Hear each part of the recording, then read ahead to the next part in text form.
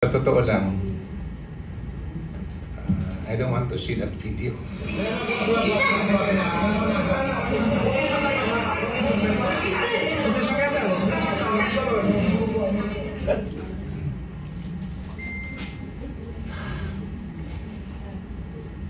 Nakakagalit.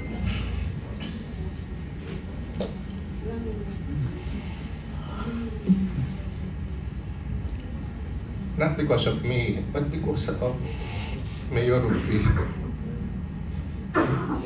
Because of him.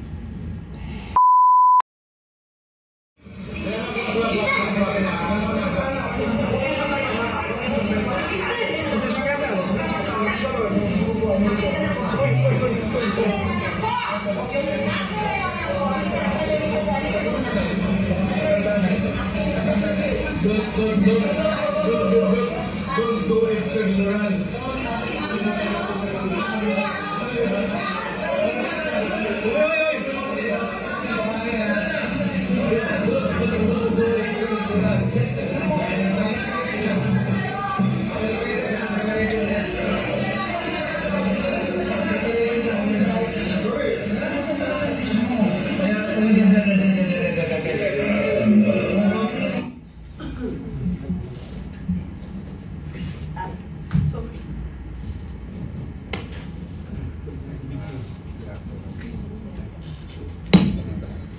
Magandang hapon po.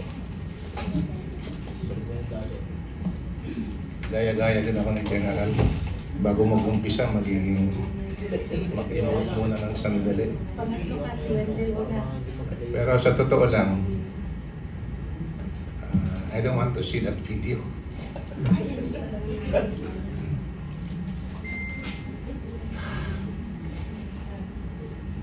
Nakakagalit.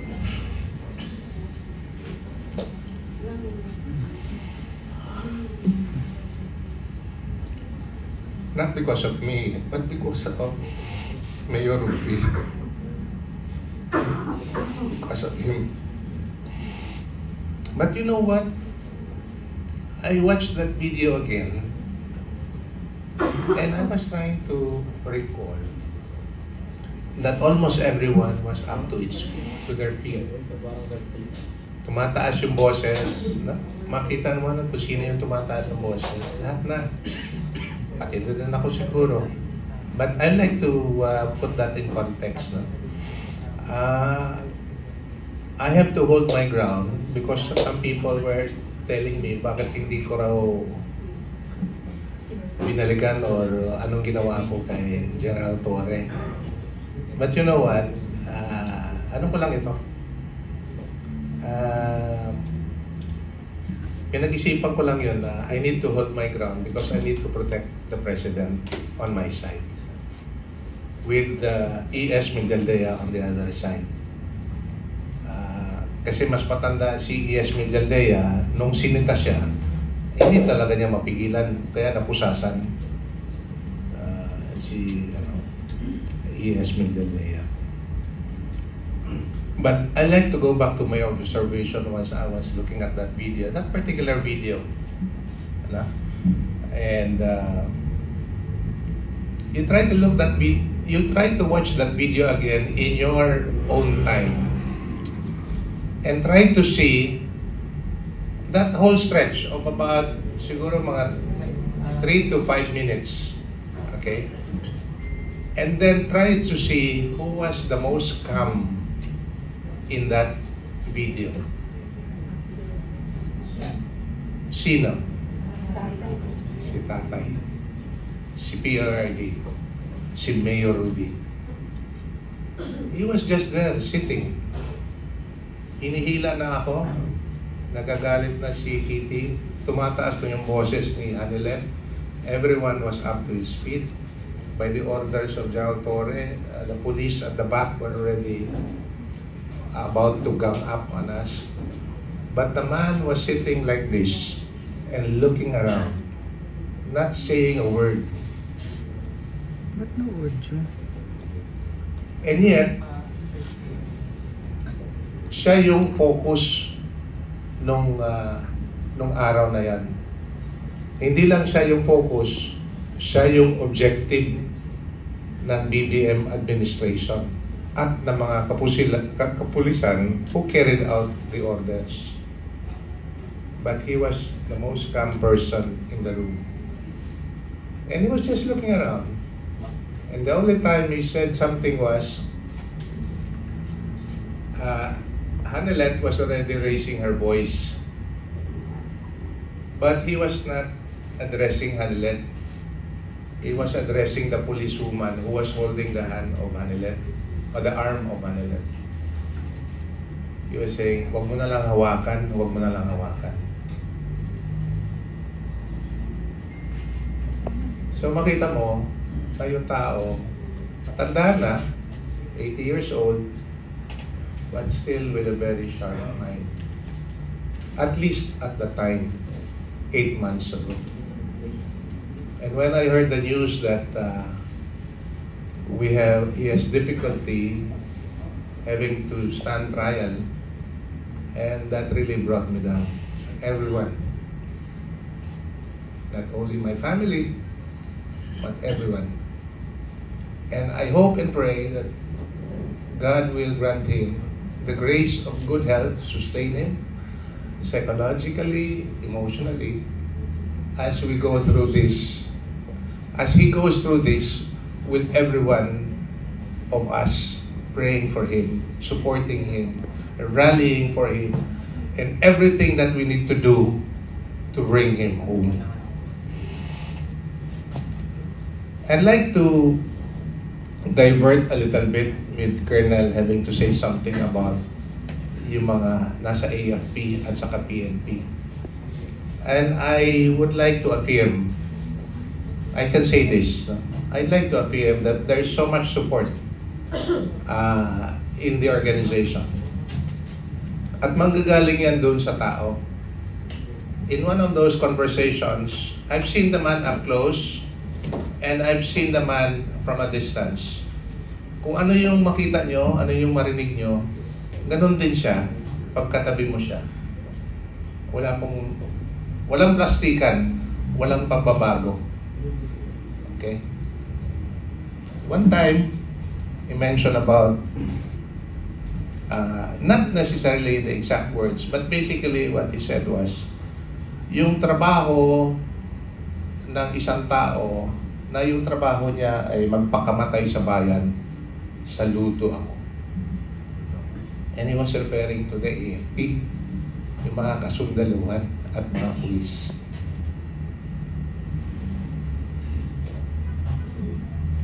That's why when he became president, he took care of those who really stand and whose work, whose duty, if need be, to die for his country. And it is at this time that he has called upon those who admire to do your duty and stand up for your country. Yun ang sinasabi niya. Having said that, kahapon I flew in from Davao. And I was surprised there. Alam ko na marami akong nakakausap na mga retired military officers and enlisted men. From time to time, in fact, magte-text, mga ganun. Pero, I was surprised that yesterday, in the airport, a person came to me and asked me, "Ikaw ba yung abogado ni PRRD?" Sabi ko, "Opo, isa po sa mga abogado." Gusto niya magpa-selfie and I have to oblige. So nagpa-selfie. And then, in return, I was just curious. I had to ask, sabi ko, ano po yung trabaho niyo, sir? Hindi ko na lang sasabihin ko anong pangalan, anong ranggo, sundalo po. No? At may ranggo. And sabi ko, okay lang po ba kayo? Okay lang po ba sa inyo, sir? Sabi niya, okay lang po. Kasi yung sentimento po ng mga kasamahan nila nasa kay PRRD. And to me, that is uplifting. Kasi nga, there is one brave person, because normally you don't get those kind of reaction. And really, that reaction coming out publicly, expressing it publicly. But I appreciate it very much. Sabi ko, ituloy nyo lang yung servisyo nyo sa bayan. Yun lang masabi ko.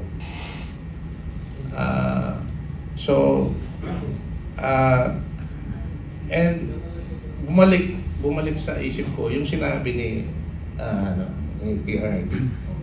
Kung yung trabaho ng isang tao magpakamatay, it will be para sa bayan. Saludo ako. Kaya mataas ang respeto niya sa mga kasundaluhan at sa mga kapulisan. However, as in all things and in all statements, at sa lahat ng mga sinasabi niya, at the end of the day, he would always say, I take full legal responsibility sa mga ginawa ng panahon ng panunungkulan niya. Hindi niya inatrasan yan. And that's the reason why he's there. And for those who love him, for those who have benefited from his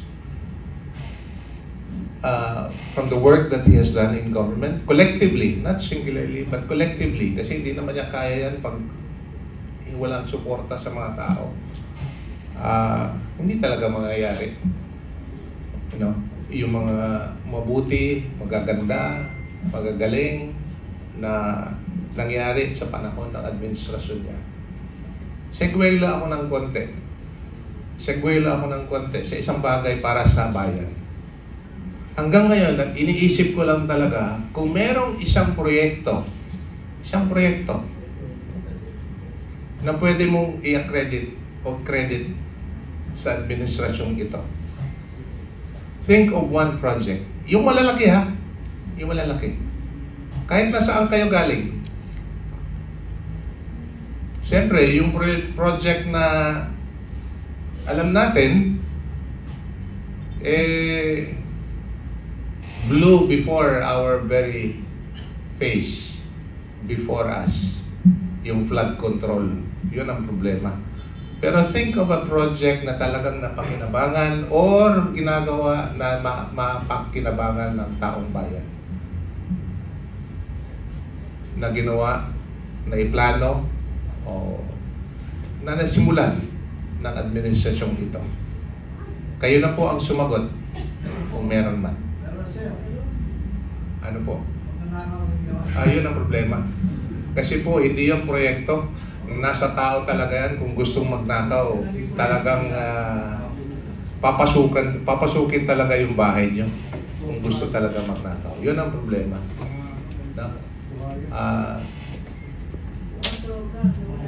But I'd like to make a disclaimer. I'm not a lawyer in the defense team dun sa Hague. Nakikiusap lang ako kung ano yung pwedeng maitulong natin doon sa legal team. Yun lang po ang paminsan-minsan ginagawa natin. But other than that po, dito po tayo focus like what happened during the election po. Kasama po natin si Atty. Ibet doon sa legal team ng PDP Laban. So, very well appreciated yung effort ng lahat at nagbunga naman na maganda. Although hindi marami, pero talagang yung naipasok natin sa Senado, matindi. Napanood ko nga yung, i-relate ko lang yung nangyari ngayon kay PRRD Napanood ko nga yung budget hearing, kino-question ni Senator Marcoleta kung bakit naipasok si Marcos Lacanilaw sa LTO. Ano yung credentials niya? Naiklaro naman ni Senator Marcoleta na baka yung credential mo yung ikaw yung nagdala kay PRRD sa The Hague. The pictures already tell us that he was there. So I think that's the only plausible reason why he got that post. Although it is not to say na wala siyang pwesto. Dati naman siya sa Philippine Center on Transnational Crime. Umapesto siya. Siguro, mas malaki yung sa LTO kasi mas malaki yung organisasyon. Hindi ko na lang isipin na mas malaki yung sinasabi mo kanina, sir. Basta malaki. Pero whatever is the case, I think there is a question of credibility insofar as the leadership of the Land Transportation Office is concerned today.